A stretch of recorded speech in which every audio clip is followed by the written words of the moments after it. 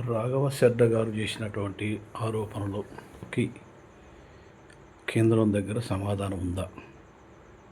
Mobile recharge విధానము దేశవ్యాప్తంగా కంపెనీలు మార్చాలి. 28 రోజుల విధానాన్ని తీసివేసి 31 రోజులు అంటే నెలకు రీఛార్జ్ విధానం ఉండాలి. అలాగే రీఛార్జీ గడువు తీరిపోగానే ఇన్కమింగ్ కాల్ కట్ చేయకుండా ఇన్కమింగ్ కాలింగ్ నడవాలి. అలా కాకుండా సంవత్సరానికి 13 సార్లు రీఛార్జ్ చేసే విధానాన్ని కంపెనీలు అవలంబిస్తూ ఉన్నాయి. ప్రజలకు ఇవన్నీ పట్టవు, ఇవన్నీ కనిపించవు. ప్రజలు వాళ్లకు ఓట్లు వేసే టైంలో ఓటుకి 5,000 చొప్పున ఇస్తే ఆ డబ్బులు తీసుకుంటారు, సరిపడ మందు తాగుతారు, ఓటు వేస్తారు. మాకు పింఛన్ రాలేదని, మాకు రేషన్ బియ్యం రాలేదని, మాకు బస్సులో సీటు దొరకలేదని, రైతు బంధు పడలేదని, కొత్త పింఛన్లు ఇవ్వలేదని, రేషన్ కార్డులు ఇవ్వలేదని వీటన్నిటి గురించి మాట్లాడుతుంటారు ప్రజలు. అంతేగాని ప్రజల మీద అధికమైన భారం వేసి కంపెనీలన్నీ అనేక రకాలుగా ప్రజల నుండి డబ్బు వసూలు చేస్తున్నటువంటి ఈ దుస్థితిని ఈ ప్రజలు గమనించటం లేదు. మొదలు ప్రజలు ఆలోచించవలసిన విషయం ఏంటంటే, ప్రభుత్వాలు, ప్రభుత్వేతర సంస్థలు, కంపెనీలు మహా పేరు ప్రత్యక్షలు గాంచినటువంటి కంపెనీలు ప్రభుత్వ ఆధీనంలో ఉంటూ ప్రభుత్వాన్ని శాసిస్తూ కొన్ని వేల కోట్లను ప్రజలపైన భారం మోపుతూ వాళ్ళు కోటాను కోట్లు సంపాదించుకుంటున్నారు. అలాగా సంపాదించుకుంటూ ప్రజల నడ్డి విరుస్తున్నారు. ప్రజలకి ఇవన్నీ అవసరం లేదు. పెట్రోల్ ధర పెరిగితే ధర్నాలు చేస్తారు, ఇంకా రేషన్ బియ్యం రాకపోతే ధర్నాలు చేస్తారు, ఇంకా 2,000 పింఛన్ రాకపోతే ధర్నాలు చేస్తారు, అమ్మఒడి పథకం అని, వృద్ధాప్య పింఛన్ అని ఇవన్నీ రాకపోతే ధర్నాలు చేస్తారు. హాస్పిటల్లో సరైన వైద్యం లేకపోతే ధర్నాలు చేయరు. మెడికల్ షాపులో ఎంత రేటైనా ఇచ్చి కొనగలిగే దుస్థితిని కలిగి ఉన్నాము. మెడిసిన్కి అద్దుపు లేకుండా రేట్లు ఉంటాయి మెడికల్ షాపులు కొనడానికి. అలాగే హాస్పిటల్కి వెళితే వాళ్ళు ఎంత బిల్లు వేసినా కట్టవలసిందే, దానికి పరిమితి లేదు, ఇంత అనేటువంటి అదుపు లేదు. అలాంటి దుస్థితిని కలిగి ఉన్నాము మన దేశంలో. అలాగే విద్యా వ్యవస్థ కూడా సర్వనాశనం అయిపోయింది. కార్పొరేట్ సంస్థల చేతిలోకి వెళ్ళిపోయింది. వాళ్ళు అడిగినంత ఫీజు కట్టవలసిందే, అది టయానికి కట్టాలి. వాళ్ళ స్కూళ్ళలోనే ఆ పిల్లలకి కావలసినటువంటి పరికరాలని కొనుగోలు చేయాలి. వాళ్ళు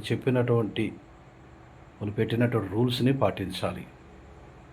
ఈ విధానాన్ని ప్రజలు గమనించరు. మాట్లాడితే ఓట్లకు మాకు డబ్బులు ఇవ్వలేదు, మా బజారుకు వచ్చి మమ్మల్ని పలకరించలేదు, మాకు మందు పోయలేదు అని మాట్లాడతారే తప్ప, ఇంకా చిన్న చిన్న విషయాల్లో మాట్లాడతారే తప్ప, రోడ్డు ట్యాక్సులు, అలాగే జిఎస్టీ పన్ను, అనేకమైన వస్తువుల మీద, హాస్పిటళ్ళ దోపిడీ, మెడిసిన్ దోపిడీ, విద్యా వ్యవస్థల దోపిడీ, అలాగే రీఛార్జ్ విధానం, ఫోన్లు రీఛార్జీ విపరీతంగా రేట్లు పెంచుకుంటూ వెళ్తారు. విపరీతంగా అన్నీ వాళ్ళ ఆధీనంలో పెట్టుకున్నారు.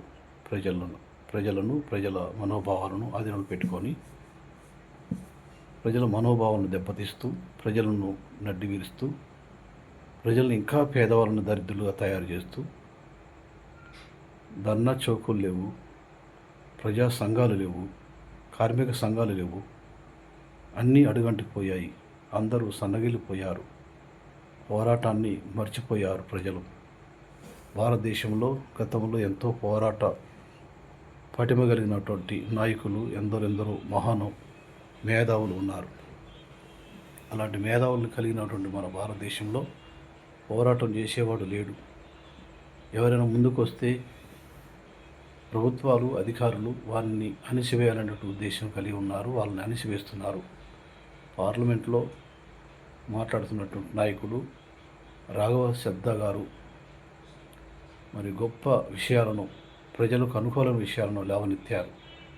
వారు కలకాలం వర్ధిల్లాలి. వారి కోసం ప్రజలందరూ కూడా సపోర్ట్ చేయాలి. అలాంటి నాయకుల్ని బలపరుస్తూ వాళ్ళని ముందుకు నడిపించాలి. మన దేశంలో రాష్ట్రాలు ఉన్నాయి. అన్ని రాష్ట్రాల వారు, అన్ని రాష్ట్రాల ప్రజలు, అనేక భాషలు మాట్లాడినటువంటి ప్రజలు ఈ ప్రభుత్వం అనుసరిస్తున్న ప్రతి విధానాలకి వ్యతిరేకంగా పనిచేయాలి. ప్రజా సంఘాలు మేల్కొనాలి. విప్లవ సంఘాలు మేల్కొనాలి. ప్రజలు మేల్కొని ఓట్లప్పుడు మాత్రమే ఓటుకు డబ్బులు అడగటం కాదు, పింఛన్లు అడగటం కాదు, బస్ ఛార్జీలు పెరిగినాయి అని ఇంకా ఏదేదో ఇతర కారణాల కోసం పోరాటం చేయటం కాదు. కానీ దేశవ్యాప్తంగా దోపిడీకి గురి చేస్తున్నటువంటి సంస్థలు ఎన్నో ఉన్నాయి. ప్రజలను దోచుకున్నటువంటి సంస్థలు ప్రభుత్వ ఆధీనంలోనే ఉన్నాయి. గత 12 సంవత్సరాలు వెనక్కి వెళితే ఇంత దుస్థితి ఉండేదా? రీఛార్జీ ప్లాన్లు ఈ విధంగా ఉండేవా?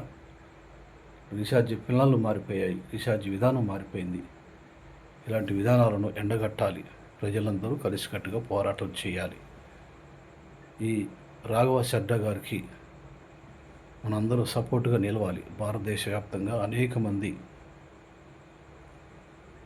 సోషల్ మీడియా ద్వారా మన చేతిలో గొప్ప ఆయుధం, ఫోన్ అనే ఆయుధం ఉంది. ఈ ఫోన్ల ద్వారా ప్రభుత్వాన్ని హెచ్చరించాలి. ప్రభుత్వాన్ని ప్రశ్నలతో హోరెత్తించేటువంటి నాయకులకు ప్రోత్సాహంగా ఉండాలి. కనుక ప్రజలారా గమనించండి, గ్రహించండి. ఈ ప్రభుత్వ విధానాలకు వ్యతిరేకంగా పనిచేస్తున్నటువంటి ఆమ్ ఆద్మీ పార్టీ నాయకుడు అశోక శ్రద్ధ గారికి నేనైతే హృదయపూర్వకంగా వారికి ధన్యవాదాలు తెలుపుతున్నాను. మీ వంతు మీరు కూడా వారి ఉద్యమానికి సహకారంగా ఉండండి. ప్రతి ఒక్కరూ వారి ఉద్యమానికి సపోర్ట్ చేస్తూ ఈ రీఛార్జ్ విధానాన్ని తీసివేయాలి. ఖచ్చితంగా నెల రోజులు రీఛార్జీ ఉండాలి. ఇన్కమింగ్ కాల్ డబ్బులు లేకోకుండా పని చేయాలి.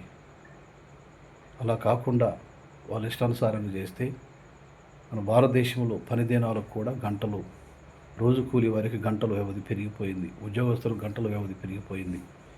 8 గంటలే ఉండవలసినటువంటి రూల్స్ని 9-10 గంటలు చేశారు.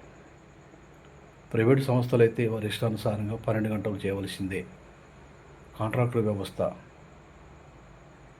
ఇంకా అవుట్సోర్సింగ్ వ్యవస్థ వారి ఇష్టానుసారంగా పని చేయిస్తున్నారు. మరి ఈ రీఛార్జ్ విధానాన్ని 28 రోజులు కలిగి ఉన్నది కదా, వారానికి 6 రోజులే పెట్టవచ్చు కదా, లేదా రోజులో 6 గంటలే పని దినాన్ని కొనసాగించవచ్చు కదా. ఇవి ఎందుకు చేయరు? ప్రజల దగ్గర దోచుకునే దానికేమో అన్ని రూల్స్, అన్ని అంశాలు ఉంటాయి. ప్రజలకు ఇచ్చే కాడ ప్రజలను దోచుకుంటారు, ప్రజల శ్రమశక్తిని దోచుకుంటారు, ప్రజలు పడుతున్న కష్టాన్ని దోచుకుంటారు.